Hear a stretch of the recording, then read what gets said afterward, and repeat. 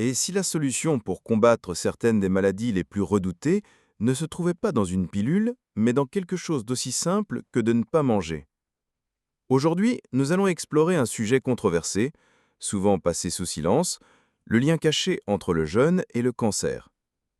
Restez jusqu'à la fin car vous allez découvrir pourquoi certains experts disent que ce que nous mangeons, et surtout ce que nous arrêtons de manger, peut radicalement transformer notre santé. Le docteur Alan Goldhammer est considéré comme l'un des plus grands spécialistes mondiaux du jeûne thérapeutique. Fondateur du True North Health Center en Californie, il a supervisé des milliers de patients dans des programmes de jeûne à l'eau. Ses recherches et son expérience clinique montrent que le corps possède une capacité extraordinaire d'auto-guérison, mais seulement si on lui en donne l'opportunité. Quand nous arrêtons de manger, beaucoup pensent que le corps se met seulement à brûler les graisses. Mais la réalité est bien plus fascinante et bien plus puissante.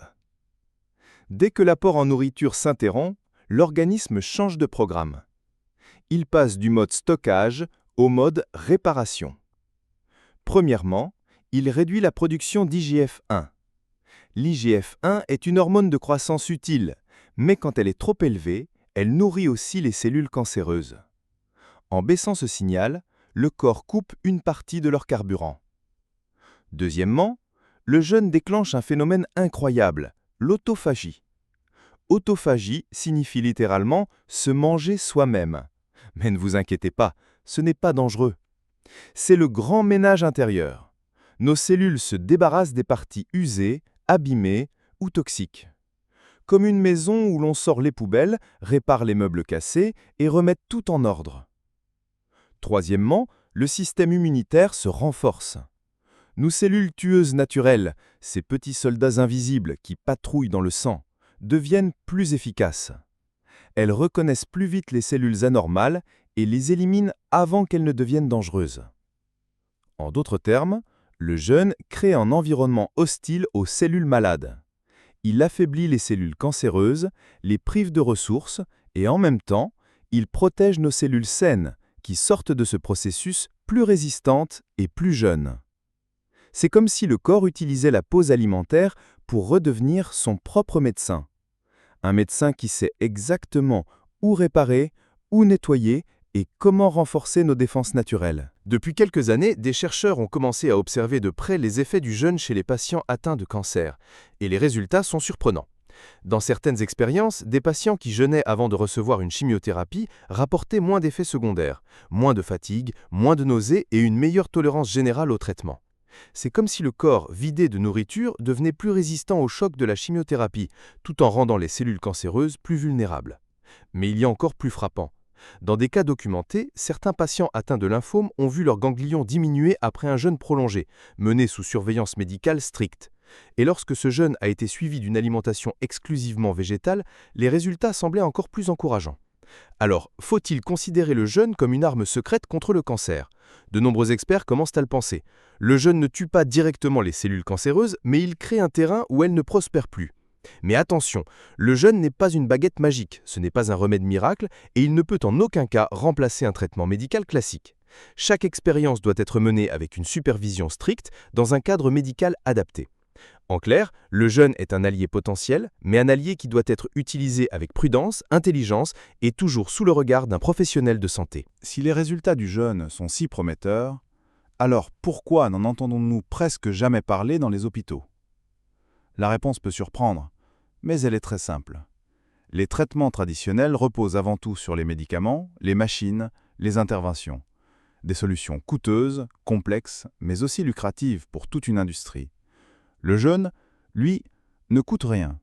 Pas de pilule, pas de molécules brevetées, seulement du temps, de la discipline et une compréhension profonde de son propre corps. Et c'est là tout le paradoxe. Parce qu'il n'y a pas d'intérêt économique, la recherche avance lentement. Peu de financement, peu d'essais cliniques de grande ampleur, malgré les signaux positifs qui s'accumulent année après année. Pourtant, les faits sont de plus en plus clairs. Ce que nous mettons dans notre assiette, ou ce que nous choisissons volontairement de ne pas mettre, peut influencer profondément notre santé. En d'autres termes, la médecine moderne parle souvent de traitement, mais elle oublie parfois que la plus grande médecine, c'est aussi notre mode de vie. Alors, Concrètement, comment appliquer ces découvertes dans votre vie sans mettre votre santé en danger? Pour beaucoup de personnes, il n'est pas nécessaire de commencer par de longs jeûnes. Un simple jeûne intermittent suffit déjà à déclencher une cascade de bénéfices. Par exemple, manger entre midi et 20 heures et laisser le corps se reposer le reste du temps. 8 heures pour s'alimenter, 16 heures pour se régénérer. Pour d'autres, sous encadrement médical, un jeûne prolongé de plusieurs jours peut être envisagé. Ces pratiques existent dans des cliniques spécialisées où chaque paramètre est surveillé: hydratation, tension, vitalité. Ce n'est pas une aventure solitaire, mais un protocole accompagné pour maximiser les bienfaits tout en minimisant les risques. Et surtout, le plus important n'est pas seulement le jeûne, mais ce qui vient après.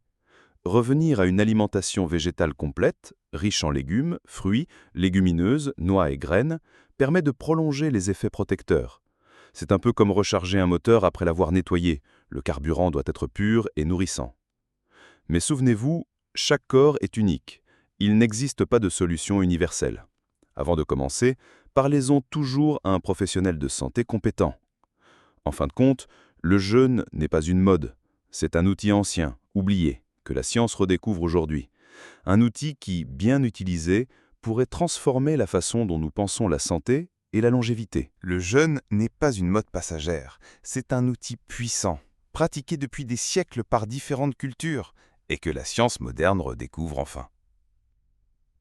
Et si, au lieu de chercher toujours plus de médicaments, nous commencions par redonner à notre corps son pouvoir naturel d'auto-guérison? Car au fond, notre organisme n'est pas fragile, il est intelligent. Il sait réparer, protéger, renforcer, si nous lui en donnons la chance. Bien sûr, le jeûne n'est pas une solution miracle, et il doit être adapté à chacun, sous encadrement médical. Mais il ouvre une perspective fascinante, celle de reprendre en main notre santé de manière simple, naturelle et profondément humaine. Alors, et vous, qu'en pensez-vous? Croyez-vous que le futur de la médecine passera par un retour à ces pratiques anciennes? Dites-le moi dans les commentaires, et si vous voulez découvrir d'autres secrets de santé naturelle, abonnez-vous et activez la cloche. Parce que parfois, la réponse que nous cherchons depuis toujours est déjà en nous.